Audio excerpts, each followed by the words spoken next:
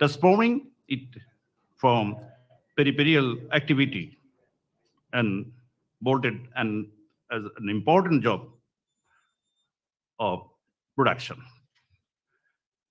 He has broadened the concept of marketing from more selling to a general process of communication and exchange, has shown how marketing can be extended, applied to charities and non-profit and non-business situation. Kotler popularized the topic as such as STP, social marketing, demarketing, brand activism, marketing of arts, place marketing, as well as challenges facing capitalism, democracy, and common goods. In 1920, Kotler was voted all-time best three gurus in management and business. He is the most influential business writer in the world. Kotler's contributions are described in, in at least one chapter in every book written and written the gurus of business and management.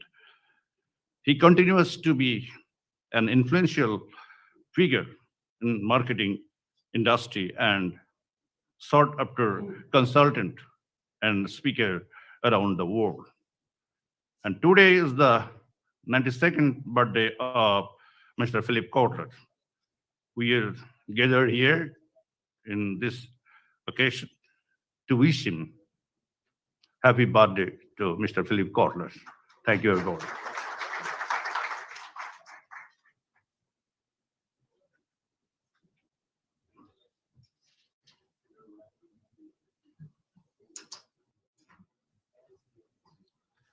Thank you, Professor Dr. Mukbijan Roman, sir, for introducing Philip Kotler, although we all of us know him as well.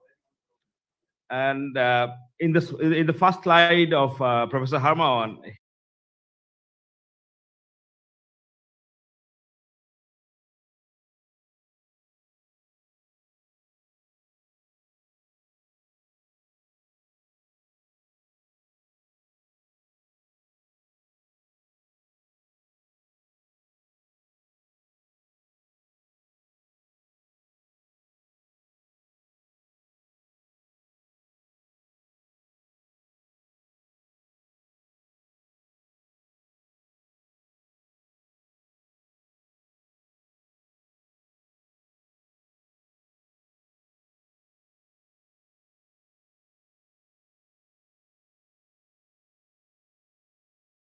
making Robot Sophia. So future will be led by robots, AI, and hence marketing. Just look around in our community and across the world. You can see in future, all of the companies will be a tech company. Number one thing, remember, all of the companies will be tech company, and they will digitally transform them to save their business, to save the other thing. They will introduce cybersecurity, and they will need smart citizen. So other than waiting you, I'm just inviting for the man who is actually our focus today, Professor Philip Kotler. So he'll be sharing, he'll be joining from USA, and it is early morning there, I should believe. Yeah. So welcoming Philip Kotler in the screen, and then let's hear what he says, and we'll wish him a very auspicious birthday to him. Did you connect? This is Philip Kotler, and I am very happy to have this opportunity to share my own experiences and conclusions about where marketing is going. Marketing is definitely changing, but where is it going? This first picture you see shows three recent books of mine that people have been reading. The first one, 5.0, is really about the new digital revolution in marketing. The second book, called H2H Marketing, is about human to human marketing. We must always remember that people talking to people is what the essence of marketing is about. Each party trying to create value for the other party. And the third book was just published called Entrepreneurial Marketing. And it makes a distinction between professional marketing and the need also for entrepreneurial marketing. And I'll say more about that. So about this talk, I see it as a great opportunity for me to speak at your gathering about where business and marketing are going. My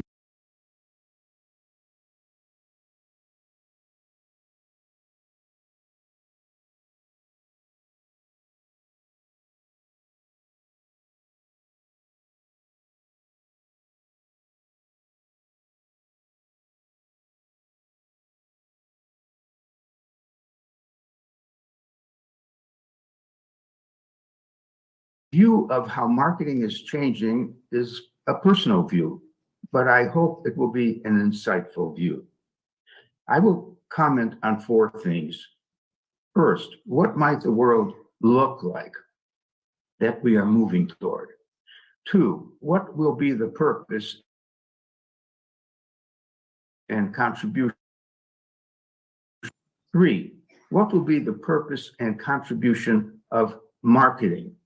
And four, what will be the role of government? So starting with the big picture, the biggest picture, what might the world look like? I might say that it's pretentious for anyone to predict the future.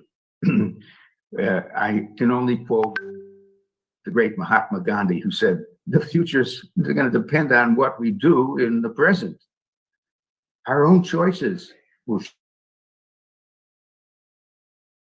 Management father said the same thing. The best way to predict the future is to create it. So the questions that come up about the future of the world are such as, will it be a world of abundance or of scarcity?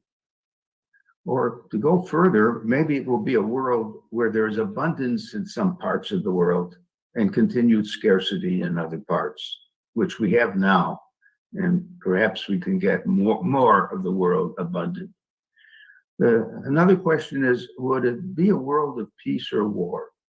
And of course, we are hoping that we will finally learn the lesson of nature and everything else, that peace is so priceless, we must avoid wars whenever we can.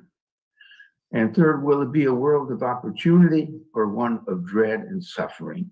And let's make it a world of opportunity for all.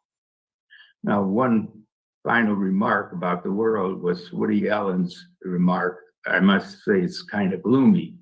One path leads to despair and utter hopelessness, the other to total extinction. Let us pray that we have the wisdom to choose correctly. Well, he only gave us two forks in the road, both of which are despairing. We have a broader picture of that. See my next slide. And this is called the problem of the fork in the road. It came from really the great futurist Buckminster Fuller in his writing. And he said there were two paths: utopia, which is the one we all want to take as the path, or oblivion. Now, I want to modify that. I'm going to make three paths. We're going to start with oblivion and where we are. We are where the X is shown. We're moving toward oblivion. In other words, the dying of the planet. We're not there yet. We haven't done enough to kill the planet. You see a dot following the X. Do not go past that point of no return. Once we do, it's oblivion. We should backtrack. And in backtracking, we either slowly cut the fossil fuel business, which is threatening the life of the planet, or we even leap faster somehow to what is a mode called survival, where we are certainly not going to have the planet heat up to such a point that life is not possible on the planet. And then we would have a chance for utopia. So let's work on that premise best. Let's move on. I've done some work with my friend Christian Sakar, identifying the worst problems of the world. And I've identified 7 problems, and we call them the wicked 7. One of them is the death of nature. We've been very abusive of plants and animals and nature. And we can say more about that in the book that we are publishing soon called The Wicked 7 Problems, in which case we take each problem, show the damage that's been done, and what could be done to save the situation. You'll notice inequality is a wicked problem, and it's always been with us. What can we do about it? And behind that and underlying that is hate and conflict. Why do we have so much hate and conflict? And then there's the problem of power and corruption, and how power leads to corruption often. And so much of it is happening. We have to have better discipline. And then what is happening to the world of work and technology? Are we going to run that world, or is it going to run us? Are robots going to be our partners or our bosses? And the wicked problems that come up with health and livelihood. Much can be said there, and we will say it. And then finally, the problem of how much population size is the right size for the world and for different nations, and how is population affected by migration. So this is not a talk now about the wicked problems, only to say that they lurk behind our talk as we move forward. Now, we could be optimistic and say the world will be one of innovation. We're going to have flying cars, self-cleaning clothes, delicious and healthy, low-calorie processed food, and robot butlers cleaning our homes, and decriminalization centers that will help criminals reform, peacemaking centers, sociability centers so people aren't lonely and they meet other people, and maybe a handful of utopian cities which we can admire and try to copy in our own cities. That's an optimistic look for the future. But let's move now to business. And we recognize there are 4 big forces changing everything, namely new technologies, the fact that countries deal with other countries in trade and in messaging, and there's globalization, and that the physical environment is strong, but often we abuse it, and sustainability and other questions have arisen. And then the whole force of social responsibility toward other people, toward nature, and so on. Now, all of this in the context of changing consumer capabilities. Today's consumer is much more sophisticated than past consumers, but companies are more sophisticated. And there's new competitive capabilities, and even the government is playing a more active role in many places. So moving on, I'd like to share my view of the early history of business and how it evolved to today's business. Because going back in time, we saw companies, small ones normally, and they knew how to make something, how to market those things. But you know, it was a world of shortages. So anything that was made, it produced a lineup of people ready to buy those things. We say that's a state of undersupply. Undersupply means anyone who makes anything can sell it because there's not enough to go around. However, we've moved over time into a world of oversupply, where there are many competitors making more things than we can actually afford with the level of pay and earnings that average people have. So we're in a world of oversupply. And so these companies have to learn something new, not just to make more product, but how to market what they make and make a living, a good margin in what they are selling. So companies turn to advertising agencies to learn marketing.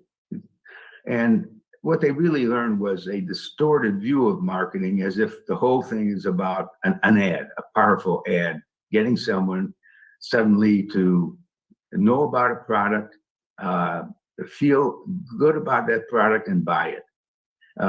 So marketing turns out to be much more than just advertising. And it meant that there was a company had to touch at least 4 things in what we call their marketing mix. Marketing was more than just promotion and advertising. So the original marketing mix tools were the 4 Ps. It's a coincidence that they all use the letter P at the beginning: product, price, place, and promotion. Now, I, in my 16th edition of marketing management, changed this to a 7 set of tools, not a 4 set of tools. And they are, again, product, which was one of them, but we want to separate service out and make it as important as the product, so we give that enough attention. Now, price was always in the 4 Ps, but you set a price, but you do a lot of things to move your product beyond that price, because if it's not moving, you want to give additional incentives. You want to say a 20% discount if you buy today, or 2 for the price of 1. So the whole field of incentives should be separated from the setting of the normal price. And then we want to not use the word promotion, but the word communication, and establish a very good communicating system and a very good distribution system covering many channels that can carry our product to the customers. And then I want the word brand to be worked on and built all the time and protected all the time. So if a company works with these 7 ideas, they will have a very good plan, hopefully. And the companies will start with, of course, what we call STP, segmentation, targeting, and positioning. In other words, probably there's only a limited number of people who have any interest in your offering. What segment of need do you want to serve? Who do you want to serve? Do you want to serve young people and their wish to drink something, whether it's a Coke or whether it's orange juice or a alcoholic drink? Who's your segment? So you can target that group better and position what you're offering in a more meaningful way. Your value, you can state a value proposition of what the user will get from the product. That's positioning. And then we move to a digital world, from an analog world to a digital world. And we're increasingly recognizing a change. In the past, there were only 2 groups that the company paid attention to: customers and investors. In other words, know your customer so well that they will buy enough of your product so that profits are made, which go to the investors only. But that has been changing from a shareholder view of the company, that is, the company maximizes the wealth of the shareholders, to a stakeholder view of the company, that there's 6 or 7 groups that have made the success of that company, and rewards should be proportional to their contributions. And that is gaining very much, this whole view serving the stakeholders of the company and rewarding them. And then companies are now becoming AI oriented, and we believe that artificial intelligence offers many, many new opportunities, and that companies are getting very analytical in approaching the market and trying to understand the market behavior.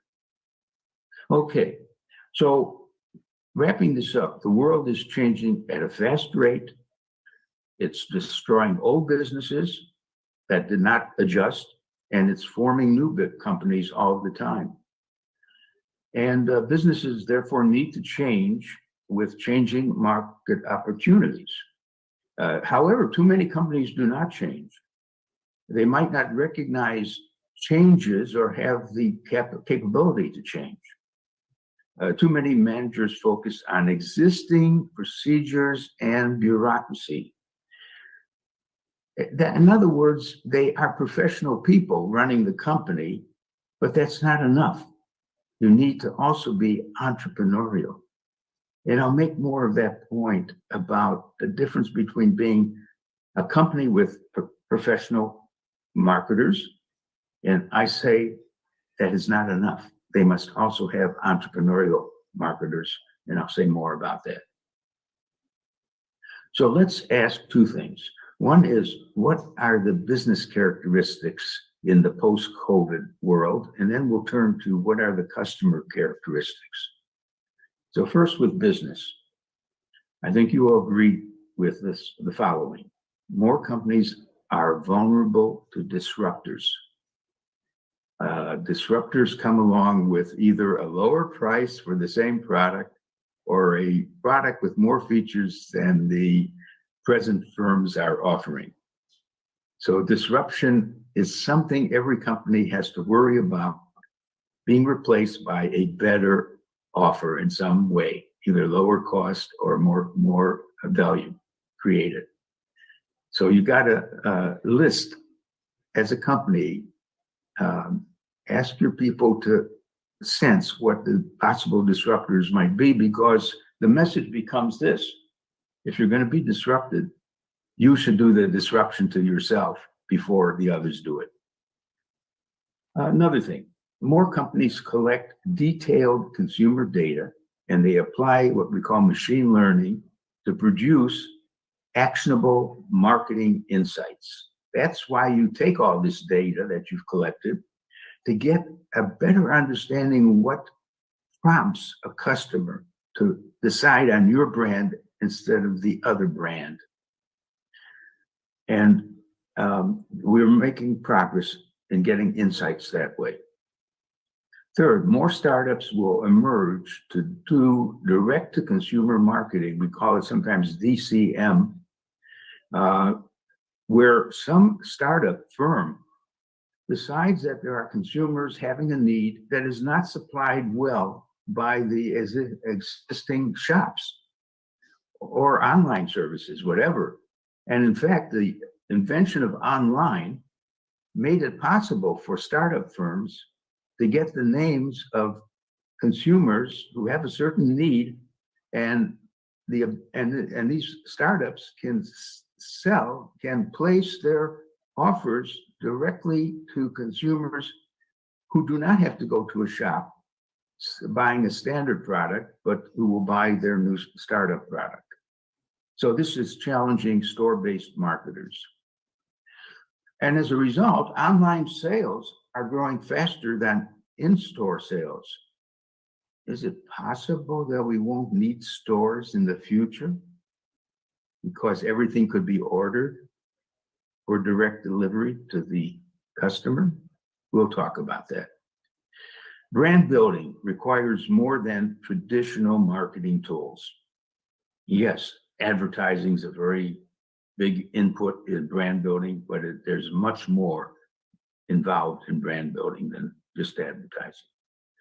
Sales growth will depend on smart online behavioral targeting, where you know who you want to reach and how to reach them. And companies will move to brand activism, that the brand might even be richer to both the employees and customers and the public because it takes a stand on something the public cares about. Of course, a company could never get involved with any cause and just sell what it makes. But more companies are now believing that taking some concern about the state of the world might be in their advantage. And we believe that companies will do increasingly more in-house advertising and promotion and leave it to the advertising agencies to do those things they can't do. In other words, companies will find out there are some parts of preparing a good advertising campaign that they can handle themselves and then use from the ad agencies and promoters what they can't make up in their own company. Let's move on. You know, businesses will have to change their purpose. This, you know, profitability has been the historical purpose of a company. Their job is to keep building the demand for their products and services. Hopefully, that there would be endless economic growth and job creation. The new issue is this: industrialization increases all the time, and in doing that, it produces more carbon in the world that is warming the planet. And that means people in the worst parts of the world, where near the equator, will find breathing to be impossible. They will flee. They will put pressure on Europe and other places where they can at least avoid this heat and cause great problems in the world. So we should do our best to neutralize industrialization by moving from fossil fuels, which is the basis of our energy system, to non-fossil fuels, to wind and to solar energy and water energy and so on, in which case we would delay and maybe prevent the warming of the planet. So now this means that it's not enough to just pursue profitability. Every decent firm will also try to pursue sustainability along with profitability. And in fact, that calls upon the firm the job of reshaping the consumption of products and the design of products in the interest of saving the planet.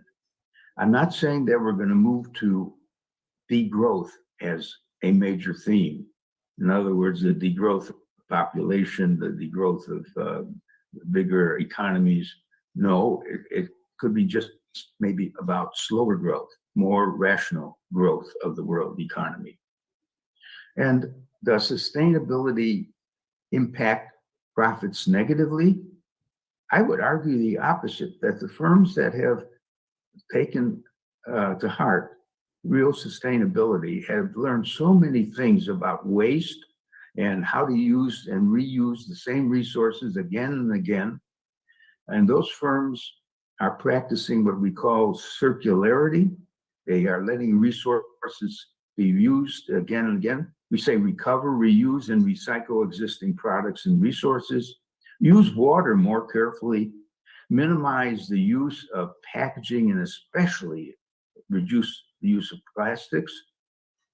Use more efficient lighting, heating, and air conditioning, and minimize your driving and flying because it's always producing carbon. So that's a new purpose. At least it adds sustainability to profitability in the hands of business.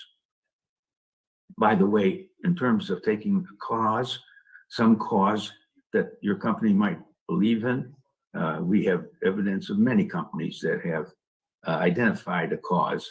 Avon as a company which sells cosmetics and so on to many, many women, know that women are concerned with the terrible problem of breast cancer and want to support all the research that can be done to minimize this kind of event happening to any woman. And they've raised millions and millions of dollars. And the women who shop at Avon know that and appreciate that cause. I won't comment on the others, but we have written books that mention many of the causes and how they've worked out. But moving on, let me say that a company today has three styles of marketing. And remember, the purpose of marketing is to create real value. You're talking about how to create value for others. Marketing 1.0 is the old method where you use your mind to understand the customer. You think you're a customer, so you understand what customers are like, even without research. Your whole focus is on the product that you sell, whether it's an automobile or a refrigerator or a drink or something. And you're going to spend your time messaging the economic value of what you just made for customers because your aim is just profits. That's 1.0 marketing. 0.20 marketing comes more from the heart. You're caring for the customer. You value your employees and other people working with you and for you. And you want to improve social progress for everyone. That's good. That's better than 1.0. And then there's 3.0, which some companies, to them, it's more than heart, it's spirit. And they are not only value driven, but values driven. They have a set of clear values. Among them is environment. And their goal is human happiness.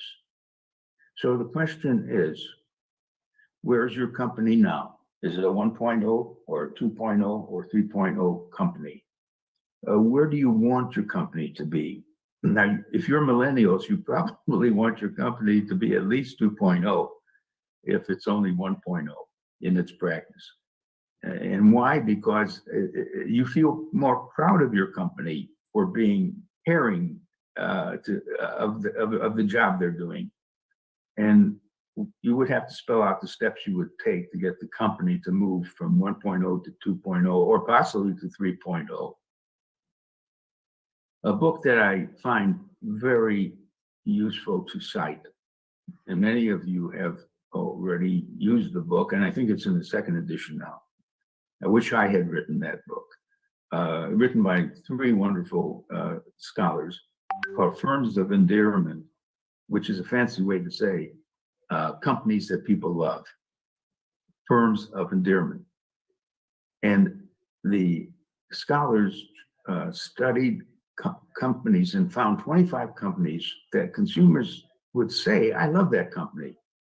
They would say, boy, if Coke disappeared, I don't know what I would do. I don't want to drink the other drinks.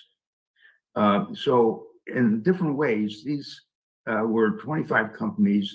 Apple was another company that people said, if Apple disappeared, I don't know what I'm going to do because I have a Mac and I love that company and its cell phone and so on.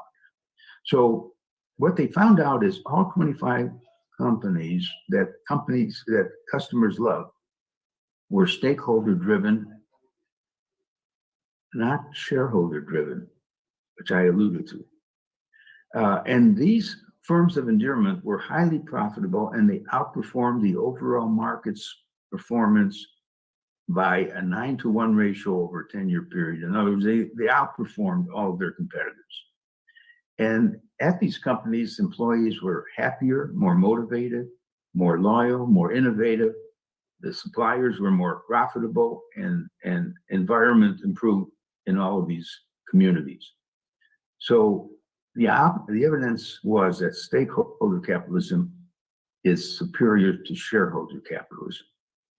Now, the interesting thing is all 25 companies shared the following 8 characteristics. First, they said they cared about all the stakeholders. Secondly, the executive salaries were high, but relatively modest in terms of some other companies which really pay so many more times what the average worker is paid. Three, the management operated an open door policy. Yes, you can meet me if you have an idea. Don't worry that I'm the boss and you're 3 levels down. I'm even open to hearing from you if you have a great idea. And these companies paid good compensation with good benefits. Their employees were trained longer and the turnover was lower.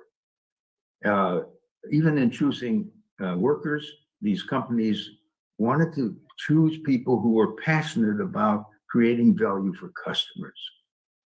And these companies view the suppliers as very important partners who collaborate on improving productivity and quality and lowering cost. And they believe that their corporate culture is their greatest asset and the primary source of their competitive advantage. Now, finally, and this is something that will blow your mind, their marketing costs were much lower than their peer competitors, while customer satisfaction and retention was much higher.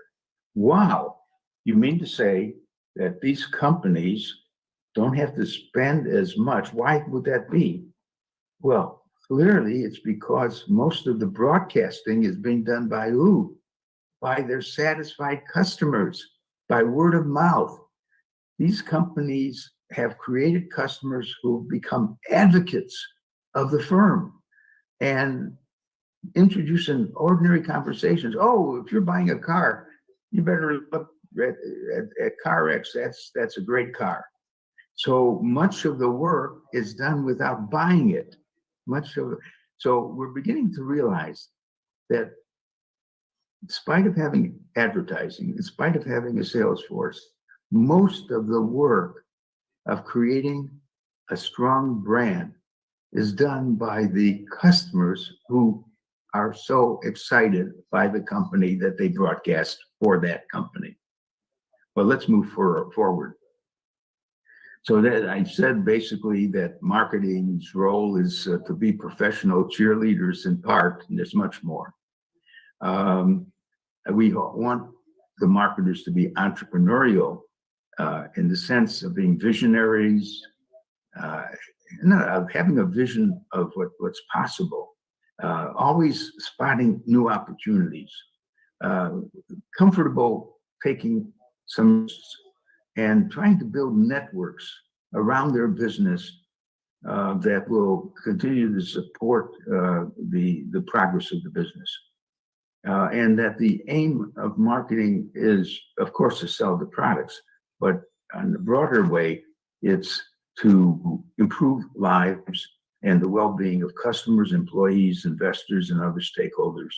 Sometimes that's called servant leadership, that you can be proud of service to others because by performing good service, you're really serving yourself as well.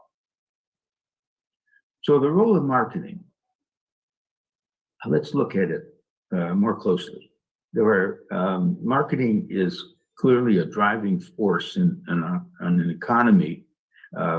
First, it shapes the rate of economic growth. I would guess that an economy without marketers would grow slower. Secondly, marketing determines the mix of the society's products and services, because not only do companies make what is needed, but they often visualize what would add value even if they were not in these products were not in existence. I mean, Steve Jobs said he's not making this thing he called a cell phone because people knew about it and asked for it. No, he wasn't meeting a need. He was offering something that when noticed by consumers, they will appreciate how much help that cell phone will be in conducting their own lives and affairs. So we sometimes say marketing is not only market driven, but maybe market driving. I'll say more about that shortly. Now, marketing can be run in a society in two ways. The society, like the American society, might say companies are free to determine their products, prices, places, and promotion as they wish.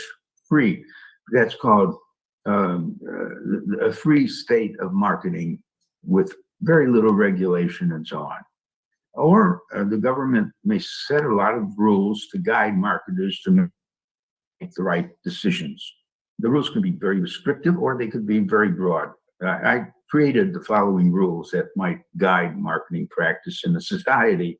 And why not say products should create no harm? I mean, which means that we should have look at cigarettes and so on and wonder whether we should allow them to be so promoted because they do cause heart attacks and cancer and other bad things. So I think it's reasonable that the society makes a determination that certain products have to be eliminated because they create harm. Prices of basic needed products should not be excessive for low-income people.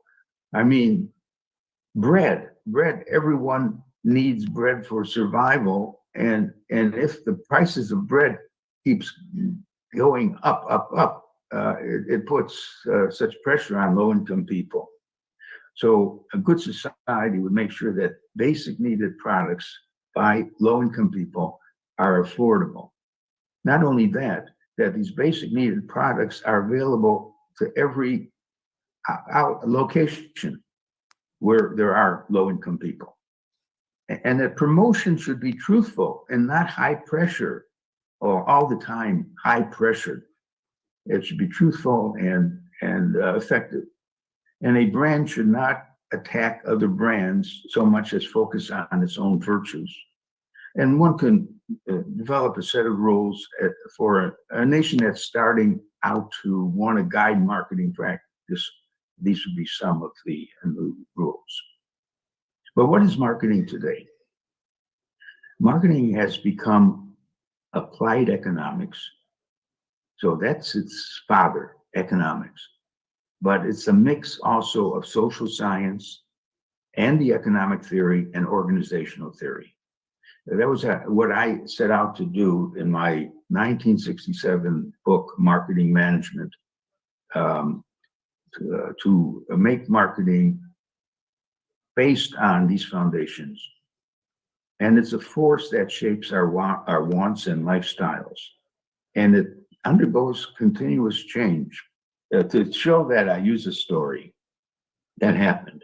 A CEO heard me give a talk and came up to me afterwards, and he had a copy of my book. But what book? The 1967 textbook that I wrote at that time called Marketing Management. And he says, I learned a lot from the book. I still use it. Would you sign it? I said to the CEO, are you still using the 1967 marketing? He says, yes, I look up things that happen and find it helpful. I said, you know, marketing has changed so much since 67. In fact, I'm on my 16th edition. He says, are you trying to sell me another book?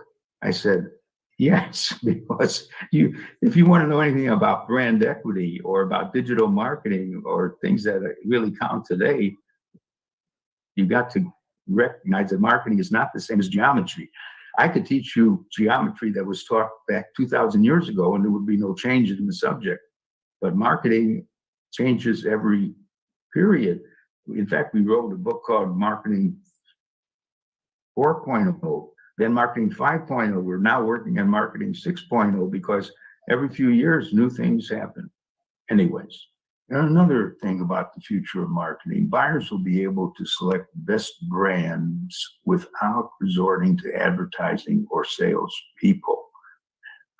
Increasingly, although marketing traditionally is about some advertising and salespeople, we know that the consumers are able to get so much information before or wanting any advertising or salespeople. Marketing success will depend mostly on smart pricing, strong branding, and owning dominant channels of distribution. Marketing creativity will be crucial to achieving marketing success. Innovate or die. Marketers will make more use of customer journey map, personas marketing, creating artificial personas to help the copywriters know who they're trying to reach. More content marketing and more use of influencers, because in the digital age, there are some people who have thousands or maybe millions of followers. Boy, if we can get them to use our product visibly, then many of the followers want to be using what the people they like so much are using. And then marketers will use predictive analytics and machine learning to identify and convert best prospects. So what about government and all this? Remember, I said there were 4 groups, and government is one of them. And we can't answer the future. There are different systems. We could be in a system of unregulated free market competition, which was highly the form we operated in for so many years. Some regulations, but mostly free market competition and capitalism. American stakeholder capitalism may get strong with regulations and social responsibilities. I think we're moving in that direction from free market capitalism. I happen to favor Nordic capitalism, which believes that certain areas should be public available to the public in an affordable way. For example, free education, free college education, rather than such the family with 3 children, each facing a college education of $200,000 makes it almost impossible for the earnings of the person to afford that. Nordic capitalism, what's done in Norway, Sweden, Finland, Denmark, and Iceland, they charge more to the rich people in the society, a higher income tax, and they have enough money to make college education freer or less expensive, and also to the health. Everyone is covered in their health needs at a much lower cost because more money is raised for these public sector needs. And then we have to worry about moving into a system where the authorities are more authoritarian and democracy melts into what is fascism. And people are told what books you could read and not read. And they're telling women that the women cannot make the choice of what to do with their bodies. That will have to be a government decision. And if they're pregnant, they're going to have to deliver on that pregnancy all the way, even if they were raped and things like that. So we have to be sure we're preserving the right government for carrying out our marketing. And I'm going to leave with this slide because I use it in the human to human H2H book. There's 3 types of bad marketing. Don't do unethical marketing. It will backfire on you if you do. And don't do a lot of wasteful marketing of steps that you take that don't add up to anything. And then there's some of your marketing which is inane. It's kind of silly. You're shouting sales talks and all that. Is it working really? Do H2H marketing. Do it people to people, good people caring about other people, wanting both sides to be winners. Every transaction should produce 2 winners, the buyer and the seller. And so I want to leave you with this message, and I'm very serious about it. Within 5 years, and I'm talking about your company, if you're in the same business as you are in now, you're going to be out of business. Things are changing all the time. And by the way, it's not only profitability that you should be good at. If you don't add sustainability, you will definitely be out of business in the next years. Thank you very much. I know I said a lot of things and I hope you took some notes, but I think marketing adds great value to any.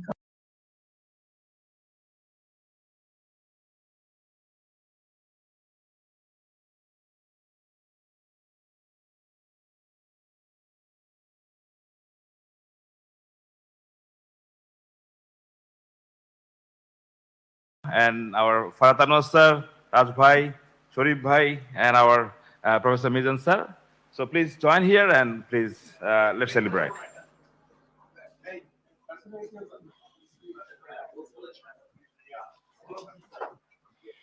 We've heard them virtually, but I'll just backtrack a little, and I would like to thank Professor Philip Kotler. It was just amazing.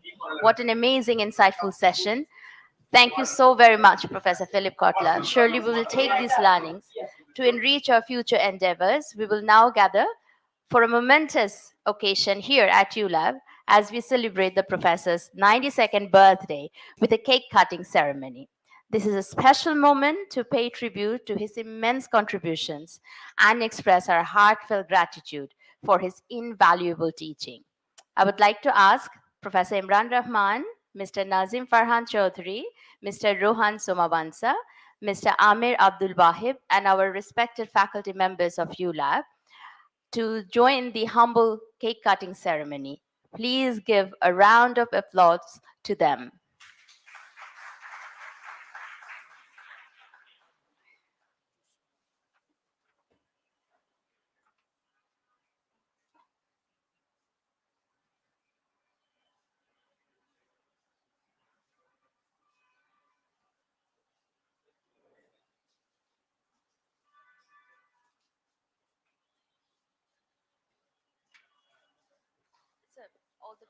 All the faculty members, please join them.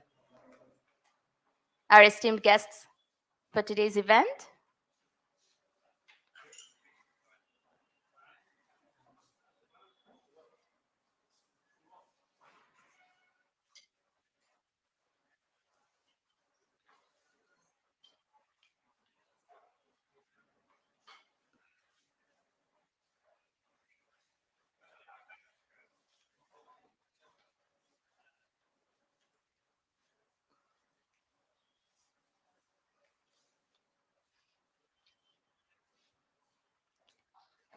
So happy birthday to Professor Philip Kotler.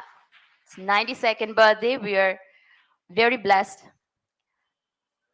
to celebrate this day.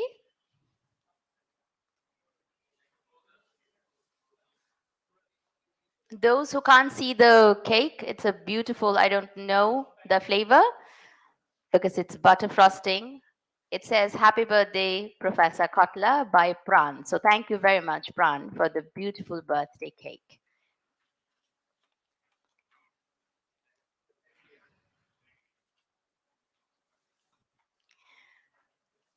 So ladies and gentlemen, we will share the birthday cake soon. Meanwhile, please feel free to help yourselves with the tea we have at the back of the room.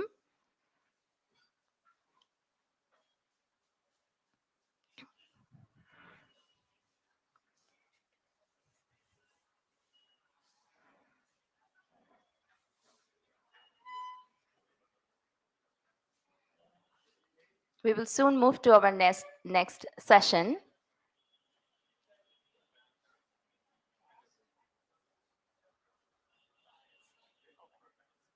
All right. Okay. So we are taking a 5 minutes break, a tea break, and soon after we will start the panel discussion.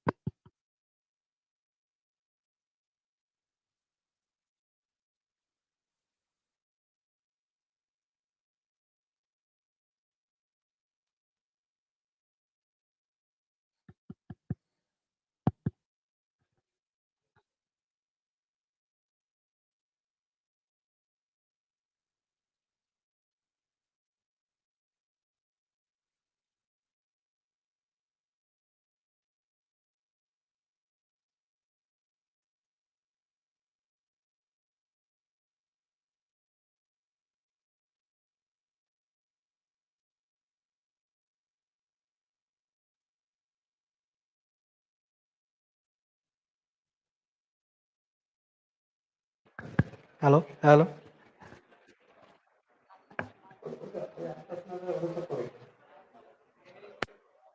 Hello.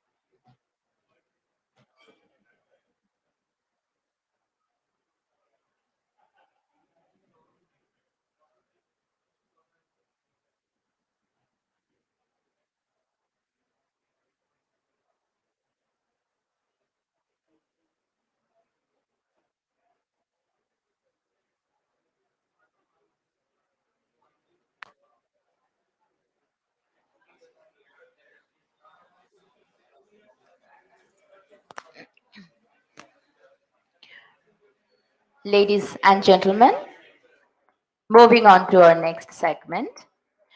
Now, we will move on to an engaging panel discussion focused on the topic how entrepreneurial marketing essence can help shape future smart citizen. The panel will be moderated by Ms. Tazrian Shahid, Senior Lecturer of Marketing, ULAB School of Business, and the panelists are Honorable Professor Imran Rahman, Vice Chancellor, University of Liberal Arts, Bangladesh; Nazim Farhan Chaudhary, Managing Director, Adcom Limited; Rohan Somabansa, Advisor, Asia Marketing Federation; and Amer Abdul Wahab, Market Research Consultant.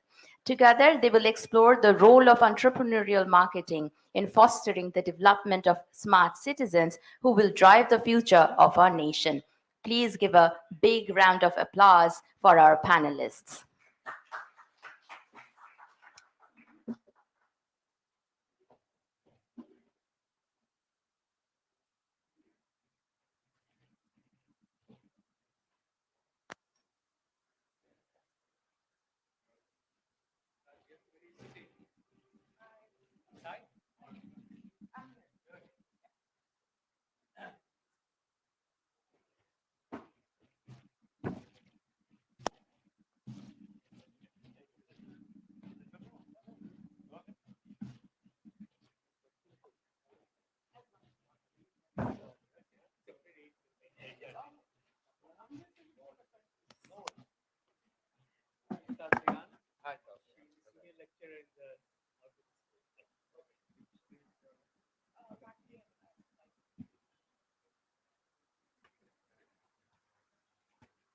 Good evening, esteemed guests, faculty members, dear students.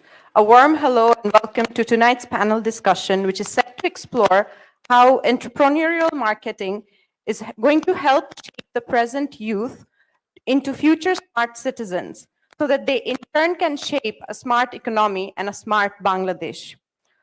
It's my pleasure to introduce the esteemed panelists today. From my left is Professor Imran Rahman, Vice Chancellor ULAB. Professor Rahman has been serving in his second term as the Vice Chancellor at ULAB here, and he's been with us for the last 16 years. Before that, he was at IBA, Dhaka University for 22 years. He's also co-founded and led a merchant bank for 6 years in the 1990s. With us also is Mr. Nazim Farhan Chaudhary, Managing Director, Adcom. Mr. Chaudhary has had an illustrious career spanning over 25 years in advertising and in the PR industry. He's also a serial entrepreneur with business interests in advertising, event marketing, education, and tourism, amongst others. With us is also Mr. Rohan Somawansa, Advisor, Asia Marketing Federation, who's also a well-known brand architect and a specialist in emerging Asian markets with an inspiring career spanning 3 decades and more. He's introduced many local brands which are right now market leaders or challengers. And lastly but not the least, Mr. Amer Abdul Wahab, who's a pioneer in market research in Bangladesh, and he's spearheaded and is the founder of Serious Marketing and Social Research Limited in 1995, which was one of the first and the largest research firms in Bangladesh. So, kickstarting today's discussion. Now we've heard a lot about what Professor Kotler had to say about marketing today. But today we also discuss one of his specific books is Entrepreneurial Marketing, and how it leads to making us, or rather not us, we're no longer in the youth category, but you as smart youths who will shape the smart Bangladesh of the future that is being wanted or that is being asked of you. So, to start off, I would like to ask you, Mr. Chaudhary, to start the discussion as to what you understand by a smart youth or a smart citizen, rather. And after you, we'll take the opinions from the rest of you as well. Irony is that she started the question about the smart student to the person who's the least smart student. And when I was growing up, but I think where Professor Kotler is coming from, and a lot of the thinking is that in my age, we used to be known as digital migrants. We first started using cell phone way into our adulthood. But the students here, they're digital natives. And as natives, their approach to life and approach to country and engagement is way different than what we used to do. And as marketing has evolved, so has this mindset sort of evolved. And now, while we hear about artificial intelligence and all that, I think for us, we're still safe. I mean, and if singularity comes, we're still safe. If machines take over, we're still safe. But rest of the people in this room aren't. And the smart citizen is the one who will know how to harness the power of what technology gives us and make it better for themselves and for their environment and for their country. Thank you. When it comes to the modern day technology and all the internet thing that's happening, I feel that I'm as old as the world. I know so little. But again, things have to move. The best is to understand how we can use this resource that we have with us. Because let me give you one data. There was 67% of all cell phone users in Bangladesh have smartphones. And just imagine the amount of information they are processing every day. And the volume of data that is created anytime you open your smartphone, what happens? The entire profiling is done. Everyone knows everything. So entrepreneurial marketing would involve, I would say, that how to harness this information and use it to the benefit, because marketing has moved beyond just attracting consumers. Your sensory thing, so many things, the cultures are constantly changing. The most important thing for entrepreneurial marketing and all, very bright, intelligent marketer would be to find ways how to harness these information. So data is the thing that one must learn to extract out of these information. And it can be done. There are technology, data processing technology, data extraction technology from the cloud. So that's it. That the future generation marketers have to consider that, because or else, I mean, there are data you need to collate, process, and the technology is available is smartphones. Let me tell you. Thank you. Indeed, it's a great privilege for me to be in here today. Thank you very much for inviting me, and it's and very much nice to, I think, talking all of you. I have, I think, visited many Asian countries, emerging countries. So then I have seen many youngsters how they contribute to marketing and their country. First of all, what are the major strength of Bangladesh? So they have a very much bigger young population among all Asia. So when you take the Asian countries, East Asia already, I think, almost in the aging nations. Japan, China, Korea, all. In ASEAN, they also having certain problems in the aging. But in South Asian countries, they are maintaining their better population growth with the better percentage of the youth population in their market. That's in next 10 years time, the Bangladesh should be the one of the country producing best employees to not only to the Asia, to the world. So next one is how you ready to become an entrepreneur. That's another thing. So being a young graduate, I have met most of the young graduates, they don't have any intention to become an entrepreneur. But there are entrepreneurs who started their businesses during their university undergraduate time. And today they are most successful. And take the, I think, the example as the Bangladeshi brand introduced electronics, compete with giant in Bangladesh market. And they are in 40 countries as a brand.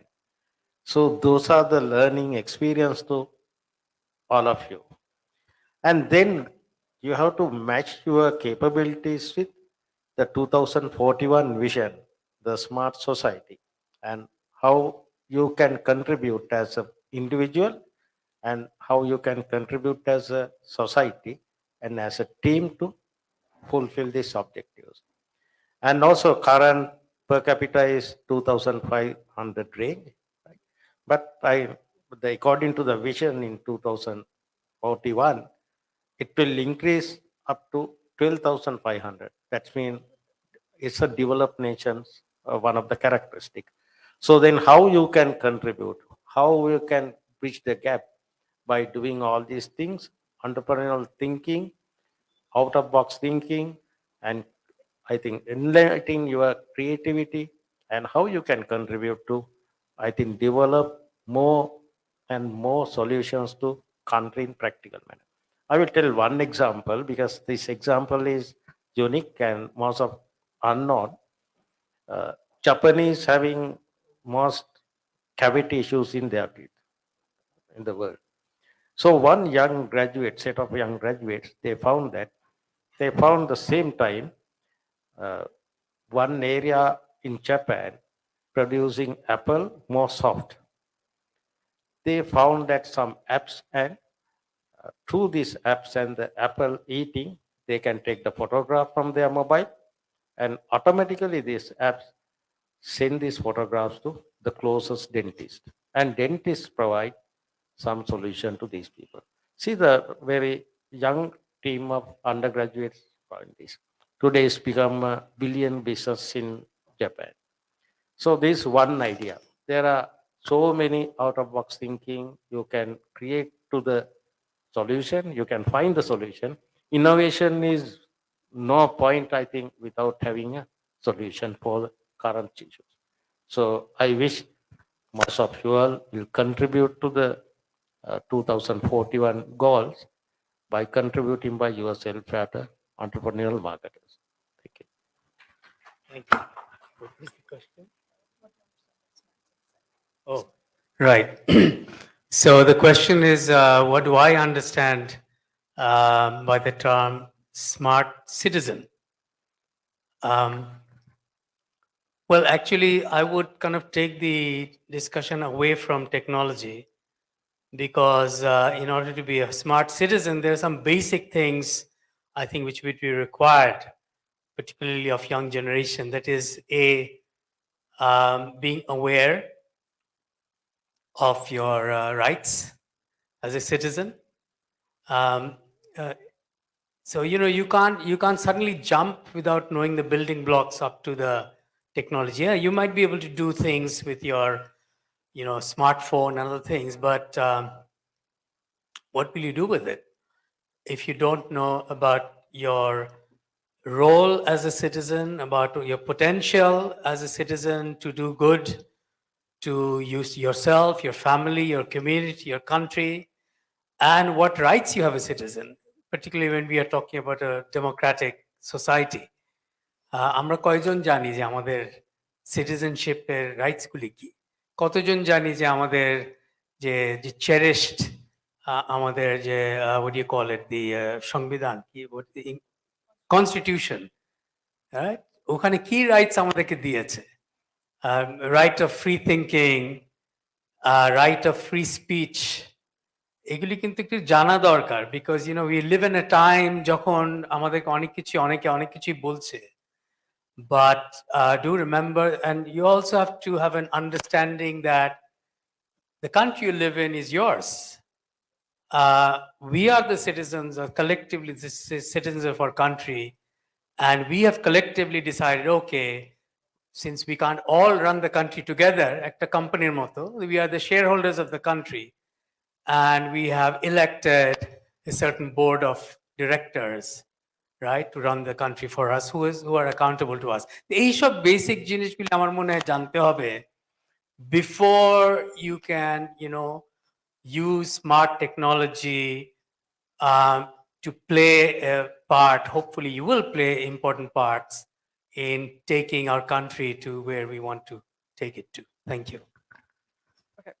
Hold on to that thought, Professor, because the next question is for you. Just lead. So Professor Kotler mentions in his book that for a successful entrepreneur or for youth to achieve success, there needs to be three characteristics: the ability to seek opportunities, the courage to take risks, and the ability to cooperate with other people. This question, Professor Imran Rahman will start the topic since he's mentored youth for the last 4 decades. But please feel free to add your thoughts onto it as to, from the Bangladeshi context especially, is there a gap into how we are grooming our youth, or raising our children rather, and what is expected of them when they become adults and take on these responsibilities? Thank you. Probably my favorite topic. I mean, looking for opportunities, that means kind of being curious. মানে কৌতূহল থাকতে হবে, এটা ছোটবেলা থেকে যেটা will come from your family, with those around you, initially যে curiosity কে encourage করা, প্রশ্ন করলে প্রশ্ন encourage করা ছোটবেলার থেকে। তো এইটাতে বোধহয় আমাদের সোসাইটি, আমাদের বলবো না, I think south Asian societies বোধহয় আমরা একটু মোর রিজিড অ্যান্ড কনজারভেটিভস, বিকজ আমার মনে আছে যে আমার পাশের বাসায় আমার এক ভাগ্নে থাকতো, খুব দুরন্ত। তো তার দাদি হচ্ছে আমার খালা, বলছে উফ এত প্রশ্ন করে, জ্বালিয়ে খাচ্ছে সবাইকে। And I thought, okay, but that is something good. This kid is curious. এ জানতে চায় অনেক কিছু। এখন ছোটবেলার থেকে যদি একটা বাচ্চাকে বলা হয় যে এত প্রশ্ন করো না, তাহলে তো সেই বাচ্চাটা বড় হয়ে ভাবছে যে প্রশ্ন করাটা is something wrong. প্রশ্ন করলে বড়রা খেপবে। So that is something that I don't know how this will change societally, কারণ এটা তো কিছু ট্রেডিশনাল ওয়ে অফ আপব্রিঙ্গিং আছে। এটা তো আমি একটা জিনিস বলি যে I know we are parents, or we will be parents. Parenting এর জিন কিন্তু আমাদের ভিতরে নাই, পেরেন্টিং কিন্তু শিখতে হয়, right? How to be a good parent, এটা কিন্তু শেখার একটা জিনিস আছে। So that's one thing. কিছু অন্যান্য জিনিসে আমরা ভালোই করছি। ফর এক্সাম্পল, পার্টিকুলারলি ইউনিভার্সিটিজে students are encourage to work with others, right? আমরা টিম ওয়ার্ক বা গ্রুপ জিনিস আমরা করি।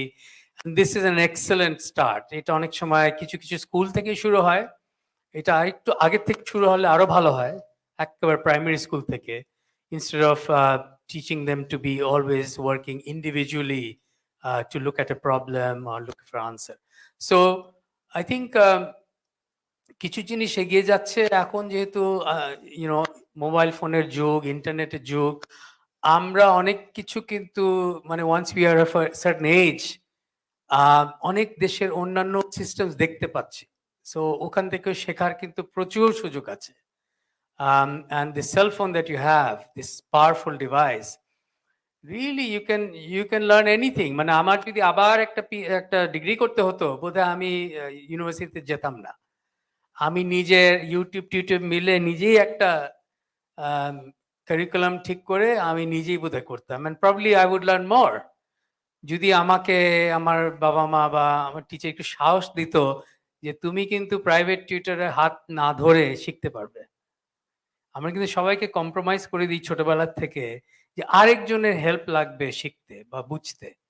এইটাও কিন্তু is something that I think is dangerous. মানে আমি যখন পড়েছি একটা স্কুলে, by the way he is my school friend Amer Wahab. So আমাদের সময় কিন্তু I don't remember I had any private tutor. একটা ছিল, আমি বাংলায় উইক ছিলাম, তখন একটা প্রাইভেট টিউটর ছিল। বাট আদারওয়াইজ আমার ছেলেমেয়েরা কিন্তু ভালোই ছিল পড়াশোনাতে, তারা ভালো স্কুলে পড়েছে। এবং আমি ভেবেছি আমরা তাদের জন্য প্রাইভেট টিউটর নেব না, কিন্তু ওরা বলছে যে আমাদের সবাই অন্যান্য বন্ধুদের তো আছে, so they feel compromise, they feel weak. তো অ্যান্ড এটার কেন বলছি, বিকজ তারা যখন ধর বিদেশে যায় পড়তে, তখন প্রাইভেট টিউটর তো নাই, তখন কার হাত ধরবে? তখন তো নিজেই করতে হবে। সো এইসব কিছু কিছু জিনিস যে আমাদের বাচ্চা কাচ্চারা are very smart, they can handle a lot of things. It's the parents who need to be re-educated. Chad, bhai, এদেরকে chance দাও, they will do, they have no fear. You put a computer in front of a 5-year-old kid, that kid will figure it out. Okay, problems ashe when others, and including teachers, unfortunately, try to direct them according to a learning method that they think will work, but it doesn't. Thank you.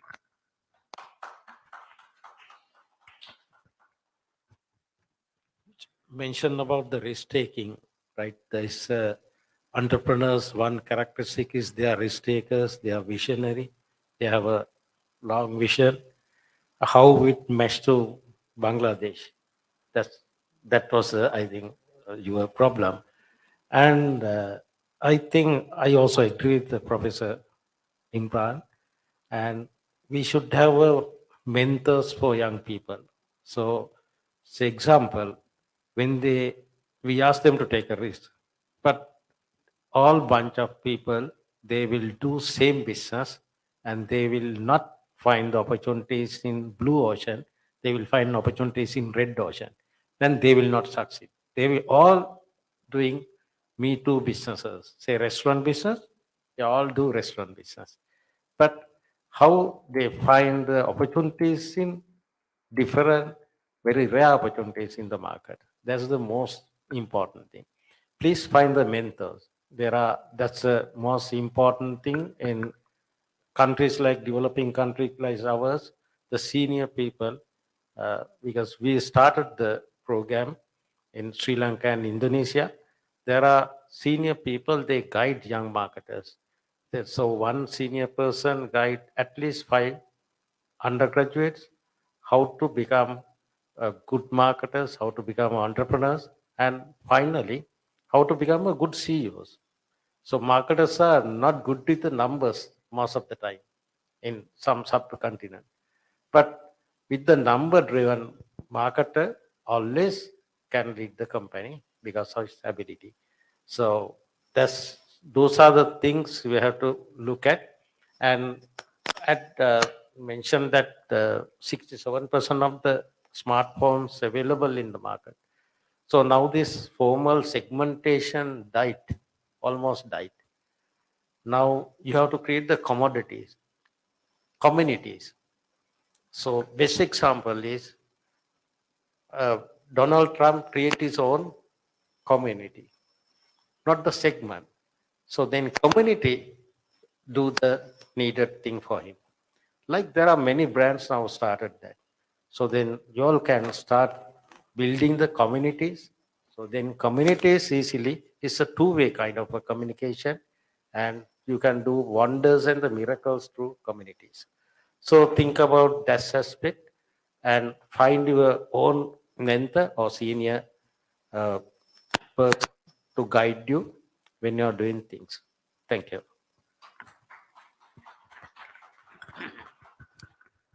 I would just like to give you an advice.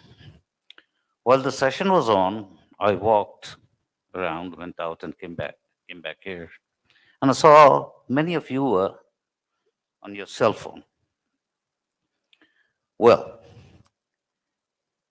you will be carrying your cell phone, but try to give it a break. At times, I would conduct meeting in my office. I would keep a basket in the middle and ask everyone to put all their cell phones there. Until the meeting goes on, no one would get hold of the cell phone, or they can leave with the cell phone. Issue is that this is bad for your health, mental health. Why I'm trying emphasizing this. Practice being without your cell phone for some time every day. It'll knock you out in no time, I'm telling you. Okay. So this is what I had to carry as a parent, I would. Imran was talking about parenting. I'll still give advice. Okay. Another issue is about this marketing. The thing is that data is what is needed. Fact remains is that the traditional, you know, avenues of marketing are eroding. Let me tell you, in no time, TV is going to be, somewhat obsolete. People would watch, make programs, put it on YouTube. They are doing it, or make a kind of a natok, a drama, go to a sponsor, say Unilever, and said, I want you to put your ad here, and just give me 20%. They'll make more money. There are things that is happening in Bangladesh. There's always a dearth of data.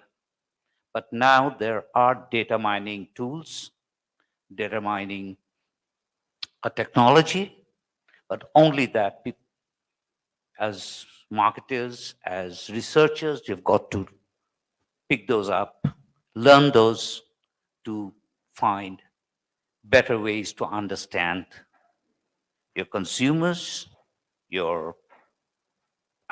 whatever the segment you want to understand. So that's it. My first advice, don't listen to the VC. You need to be in university. You need to study. You need to understand what your teachers are teaching you. Is very, very important. I know we glorify people like Elon Musk and Bill Gates and Steve Jobs who've dropped out. They're less than 0.1% of all dropouts. So you actually need education to succeed in life. You just can't drop out and chill. And that is where I have the biggest issue, I think, with a lot of the younger people who are coming in. You come in thinking that you have a right to succeed, and you have a right to take a seat at the table. You have a right to make us understand your ideas are great. Your ideas are great. You have a right to sit on the table. You have a right to succeed. But that's a right you have to earn. And you have to earn that through a lot of hard work, and a lot of dedication, and a lot of failures and services. So as one of the hats that I wear, I'm an angel investor. So basically, I invest in companies with young people come up with ideas. I figured out that I'm too old to come up with good ideas. I'm too old to have the energy to execute the ideas. So what I do have is I have a lot of money. I put it behind somebody, and I hope they succeed, right? And they come to me for mentorship and all that. And this is where I have a problem. That impatience that you have to succeed is one of the biggest failures that's pulling the generation down. You have to put in the hours, you have to put in the dedication to do that. It is easy for one to now go to a chat GPT and say, write me a thesis on whatever, right? And that software will write it for you. But then everybody can do that, right? Every one of your peers will be able to do that. So it doesn't distinguish you from anybody else. What distinguishes you with everyone else is when we ask that, what is this? And we hear your logic behind it or your experience behind it.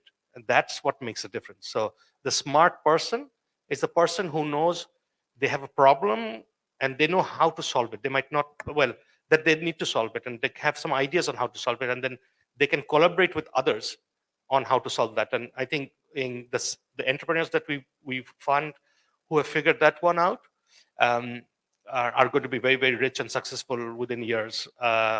Those who don't, it's going to be, I mean, there are what, 70, 80,000 and BBA students graduating every year in Bangladesh. You can't have 70,000 new business ideas, right? But you will need to find and then distinguish yourselves from your peers. That's what makes you smart. Yeah, okay. All right, sorry, I shot myself on the foot. Multiple choice, basically. So the book also mentions 3 other capabilities: creativity, innovation, and leadership. So you can pick which one you want to talk about. So the one they picked for you is creativity. So what are the 3? Creativity? Creativity, innovation, and leadership. Yeah. So for the people who are going to join the workforce or going to become the next entrepreneurs, if you had to pick one of these capabilities and what qualities in that capability you would want in them and how to develop them, if you have any advice for them. Yeah, I mean, creativity is one that I mean, there's one that is missing that everybody needs, and not in that book, is emotional understanding and emotional empathy, right? And that's the critical most success. I mean, you have to be emotionally stable yourself. You have the confidence to do better, but you have to be empathizing and understanding what others are doing and feeling. So I think that's a important thing. Maybe I haven't read the book, so I might be missing the book, but creativity is very important, right? And Bangladeshis are very great in creativity. We invent solutions for every problem, right? We find a problem and we fix it. In our days, it used to be called Gatis. There's some problem, we find a Gatis, and we find a way around everything. We're very good at creating problems as well, very creative in that. And I remember once I was driving, and my office is in Tejga, and my parents are in Gulshan, and I was driving, and there was a blackout all over Dhaka city. There was no light anywhere. But as I was crossing the Badda, Gulshan and one Badda link road, they had light everywhere. And I was wondering, how does the street vendors there have light and rest of Dhaka is dark? So I actually went and asked. So what one person has done, he's bought a small little generator and he's hooked up all the street vendors with light, and he charges them, I think, 5 takas per light that you run, and so they have light. So what he has done, he has looked at a problem that the street vendors had, and he used his creativity. He didn't invent the generator, or he didn't invent the bulb, or he didn't even invent the problem, but he invented a solution. And because of that solution, that is where creativity comes in. So in Bangladesh, they always tell us that eta hoy na, oita hoy na, sheta hoy na. Bangladesh, we find a way out of that mess. I think that is what creativity does. It's finding the best solution that you can, and given the circumstances that you have. And that's a remarkable skill to have. And not only as an entrepreneur, but also as person who is going to be in business, in charge of businesses, in charge of government, in going into the bureaucracy, going into the judicial service. It is about finding creativity in everything that you do. I think that is going to be something that will help the country move forward. You can pick between innovative thinking or innovation or leadership. I would go for innovative thinking. I would talk largely on the research side, because that's where I come from. You see, research is something which all of us need whenever whether you're a executive, senior executive. This trying to understand the environment on which you're putting your effort is so very crucial. And and in Bangladesh, there is a dearth of data everywhere.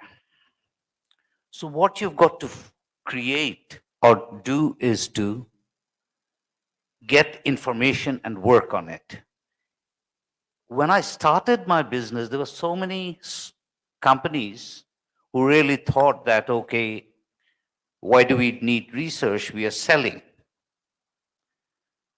At a point in time, they found that, okay, there are competitors, they're also selling. The market share is coming down.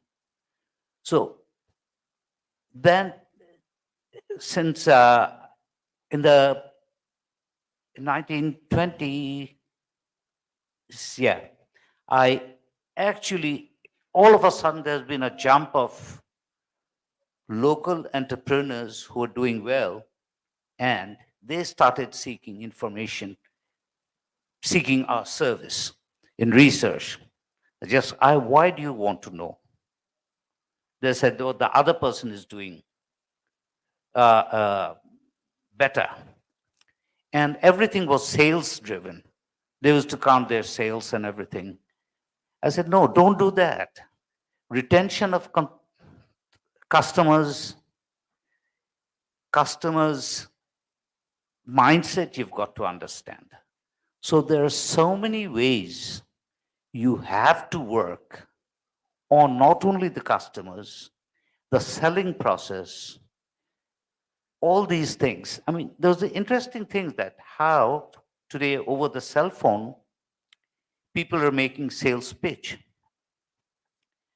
There are technology which captures that how the salesperson, the expression of the salesperson, what impact it is having on the potential customer. So you see to what level the research has gone, and it's moving. So always be innovative in terms, try to understand your environment. That is the most crucial thing. And have a research mind, ask questions. That's it. Thank you. Mr. Somawan, so you're left with leadership, and we'd also like you to add perspective from your home country as to how it's being done there, maybe if there's a different way it's being done there that you could share with us here. First, I will explain the second part of the question. So in Sri Lanka, because you all know, the countries we face COVID, 2 years, we had many difficulties. After that, Sri Lanka faced economic downturn, right? Because of the mismanagement of the funds. So then people had many issues during that time. So there are young people who came out with the solution, as you mentioned. So one person, he designed the solar generated boat for the people, those who are doing fishing. Because no petrol during that time, no diesel, no power, but he designed the solar power with the solar power solutions to go to sea and take the. So then out of the thinking and innovative process, they apply for the finding some solutions for the problem. Then there are many, I think during the economic downturn, we calculated and we recently done the survey, we found that many entrepreneurs came out from in different way. Most of the people, they do export the solution to different countries. So then we never thought, I think this will happen. So when you have a crisis, always you may able to, I think, act in different way. You don't have any cushion, you don't have any solution.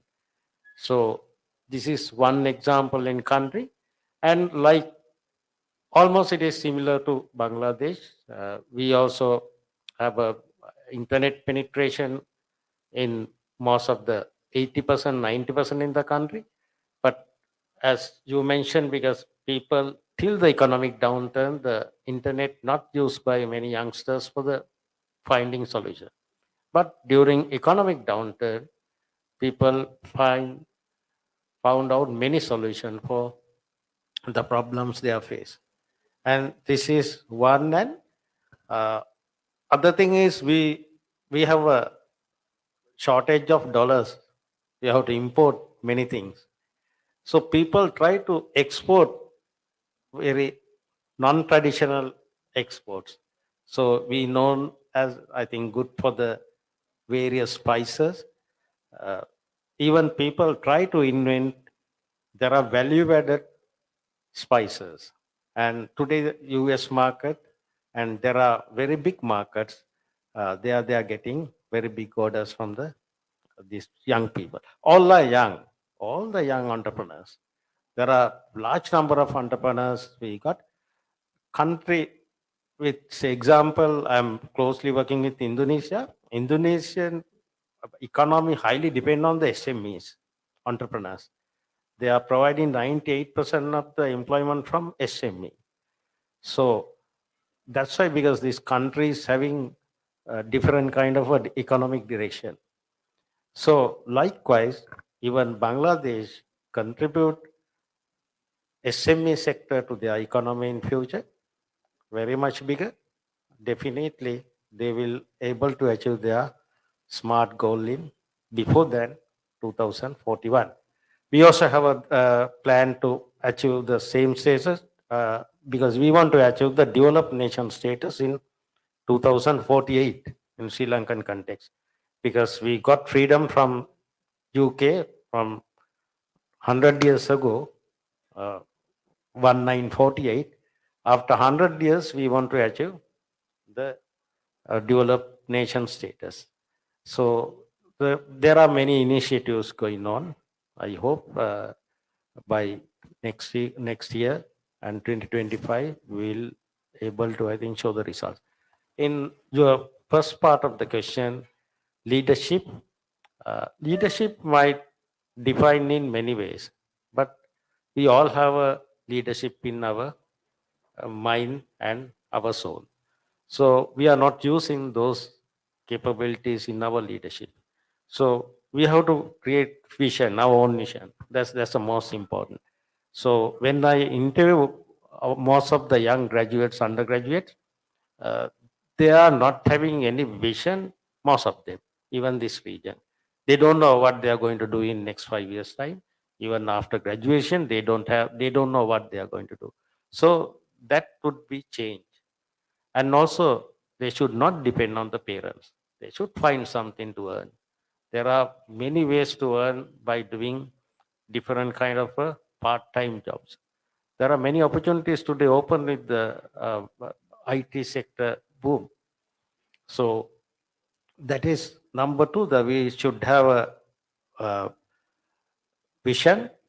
And then under leadership, leaders are normally risk takers, but you have to take the calculated risk. As I mentioned previously, you have to find the different areas of taking risk, how it will contribute or how it will generate reasonable profit to you, reasonable results to you.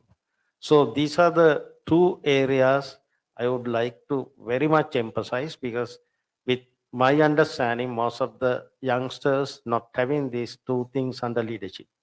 So then if they have these two things together, it will create some synergy for them.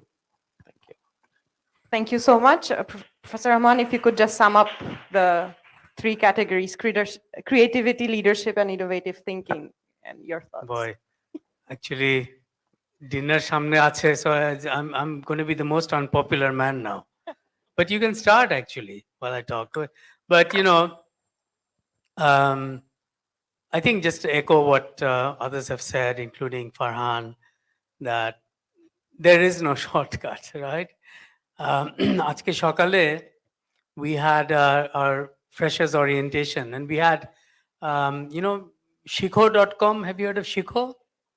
So Shikhor, the co-founder and CEO, Shahir, who's really my son's friend, actually, he came and gave a wonderful talk. Ebong, if I, he explained his journey, যে Shikho কিভাবে করে. He didn't have Shikho in mind. সে এখান থেকে স্কুলে পড়ে he went to England to do his undergraduate. তারপরে সে দেখলো যে he wanted to join the financial sector. সে প্রথমে বোধহয় মার্কেটিং না কি পড়ছিল, তো he was bored with marketing. I shouldn't be saying this here, না? But so he wanted যে ওর প্রফেসর বলছে আচ্ছা why don't you read The Economist or something, Financial Times. তো ওখানে ওর ফাইন্যান্সে ইন্টারেস্টটা গ্রো করলো। তারপরে he actually applied to after graduation 28টা ব্যাংকে অ্যাপ্লাই করেছে, প্রথম 27টা he didn't make it, right? He got rejected. 28th one, the last one, somehow he passed the last stage and he got employed. It's a very famous Barclays Capital বলে একটা investment bank. And then 10 বছর he was saying I did this and that. I decided I'd completely jump into it and do my best, take every opportunity. তারপরে বলছিল 10 বছর পরে he lost interest. তো বলছিল যে dreams বা তোমাদের goals doesn't have to be fixed. You can change it. The initial dream was that 10 বছর he'll make a lot of money, this and that. He got bored with that dream. তারপরে সে চিন্তা করলো যে না, what can I do to give back to Bangladesh? মানে তার family তো এখানে। So then he figured out, somehow he dropped into the idea, these young kids in Bangladesh, এরা particularly গ্রামগঞ্জে যারা আছে, they can't afford private tutors to prepare for their SSC exams. So তখন ওই যে আর বাইজুর এক্সপিরিয়েন্সটা দেখে he and his friends created Shiko. And it's a completely কিন্তু অন্য area তার থেকে, but he worked hard with it. And when he showed me the pitch, and this is something that Farhan will know because you're a serial entrepreneur. I'm not, right? That's why I'm a teacher. I'm horrible in business. That's why I teach others to fail in business. So when he showed me that pitch, মানে একটা PowerPoint, I was astounded at what a brilliant, and মনে হচ্ছে যে সে প্রত্যেকটা প্রশ্ন আমি কি করব আগের থেকেই কিন্তু জানে আমি কোন প্রশ্নটা করব, and he has an answer ready. So that's a good pitch. যে যখন তুমি অ্যান্টিসিপেট করো যে কি ধরনের প্রশ্ন আসতে হবে, and you have a ready answer. Anyway, this is how he started, and I'm sure মানে, and then he became a leader, of course. Once you start a company, you automatically become a leader, and he wasn't aiming to, but it just fell natural to him, and he's finding his own leadership style. He's very quiet, Namra bhabe. So that style is working for him. So I just want to tell you that there is so much hope, and many of you in this room will find your kind of eureka moment and find something meaningful. But একটু patience লাগবে, চোখ কান খোলা রাখতে হবে। আরেকটা জিনিস যেটা I would encourage, that এই দেশের বাইরে কি হচ্ছে এইটাও কিন্তু important. মানে you have to clue in how young people in India, Pakistan, Thailand, let's to Asia, China, how are they thinking? What kind of music do they listen to? What are their interests? এটা কিন্তু খুব important. And you can so easily do it with your, cell phone. Find out.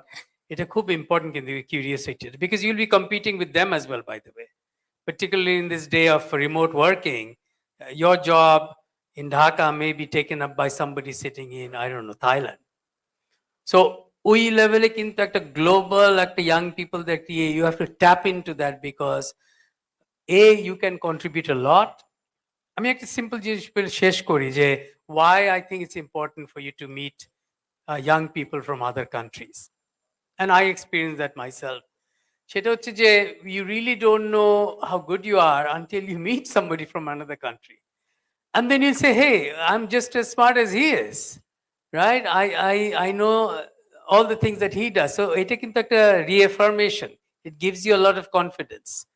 যেটা if you don't meet them, আগের থেকে ভয় থাকবে. So, Bangladeshi kids are as good as anywhere else in the world, but you need to test yourself, meet people in order to understand it for yourself. So that's really what I want to end with. Thank you. Thank you. Thank you so much for such insightful discussion today. Now the floor is basically yours. I know the dinner box is waiting in front of you and it smells lovely. But if there's any question from the floor or any opinion rather about from the students about smart citizenship or how we can support you in your achieving your dreams? Should I do a countdown? Then let it go. Oh. We can't end this without at least one question.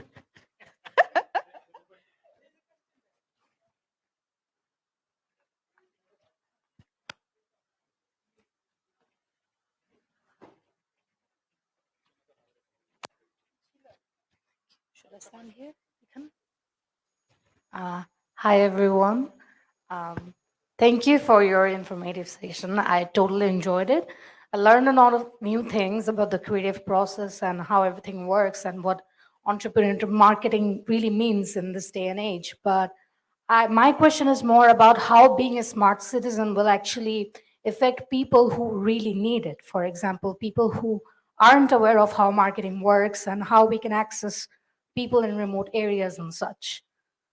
So what's the role of entrepreneur marketing in areas, say, like in coastal areas or areas that actually need the innovation that comes with entrepreneur marketing? Thank you, Suha. Good question. So I'll give you an example. So the government is now digitizing all their services, right? They're taking it, making Smart Bangladesh project. So one of the things is that earlier on, if you needed to apply for a passport, you had to actually come to Dhaka, find a broker, get it done in Dhaka in one place in Agargaon. Now at any place in around the country, you can get on and you can get your passport done. Now that's a government service. Now a smart entrepreneur is one who has figured out that even then at the village end, everybody doesn't have a computer, smartphone. They don't know how to do it. So they have set up small little booths where people come in and they help them fill up forms for whatever, the passport and other services. So that is where a smart entrepreneur helps a smart citizen achieve things.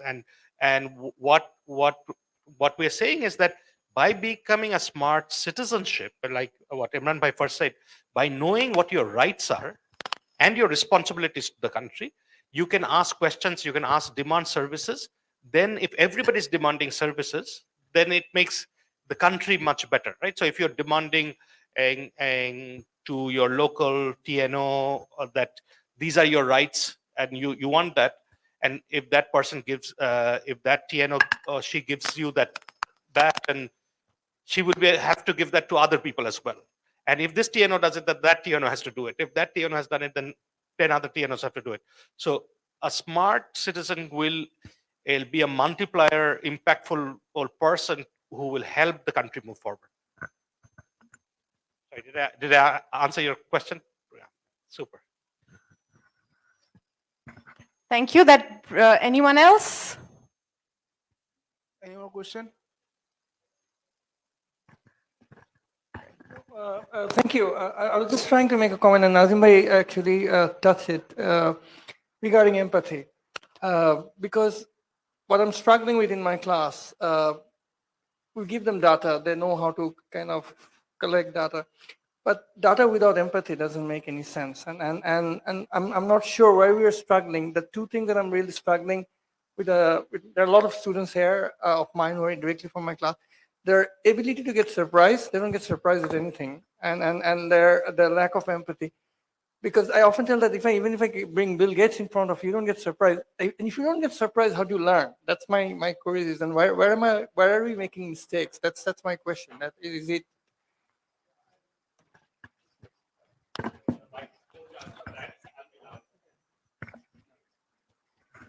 So yeah, I agree with you. I mean, empathy is such a rare commodity these days. I mean, and I'm talking about surprise. I'm not quite sure about. Right? And I get surprised about a lot of stuff. And I guess I think in place of empathy, we are not being able to put ourselves into somebody else's shoes, right? So when I came today and I was trying to park my car, I was finding difficult finding parking space. And I asked quite a few chauffeurs there who had parked that you're a chauffeur, you're going to be in the car, can I park in your space and not? They didn't do that. right? But I also do a lot of work with one of my venture partners is a Danish company, and in Denmark the rule is that if you the earliest you come, the furthest you need to park from your office, because somebody will be late and they will be needing to get to the office faster. So culturally they're oriented to that I have the empathy that I don't know who's that person who will be late, who's coming, will need that parking space. Here, that is lacking. I don't think I know how we can install empathy. I mean, and there must be a way, right? I'll just observe. If products and brands can sell, empathy can also sell through communication. That's a constant thing that it's as a responsible of the nation, responsible of big corporates, responsibility of the government to hammer this in mind. The attitude that, and you have campaigns for that, which is, if, like I said, the social campaigns, which is very much lacking in Bangladesh, except for, those SMC products and all these, hand wash. These two, he's the guy who actually was responsible for it anyway. So, but again, I mean, to have the right attitude, you cannot have a smart citizen, I'm telling you. You cannot be a right citizen. Attitude towards environment. So these are the things you must bear in mind. Anyway, I